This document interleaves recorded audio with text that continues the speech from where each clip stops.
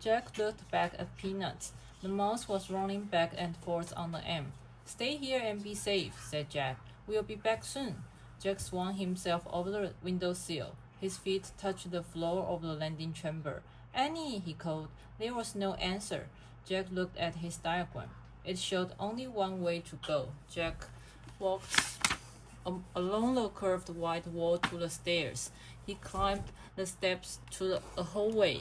Jack, hurry! Annie was at the end of the hallway, standing in the airlock. She peered out a window in a giant door. Jack hurried toward her. Annie stepped aside so he could look out the window too. Oh, man, said Jack. What he saw took his breath away. He stared at a rocky gray land. The land was filled with giant craters and tall mountains. The sun was shining, but the sky was ink black. Say hi to the moon, Annie said softly. Chapter 3, Open Sesame. The fourth M thing must be out there, said Annie. Beside the door was a button with the word open on it. Annie reached for the button. Wait, Jack grabbed her hand. There's no air on the moon, remember?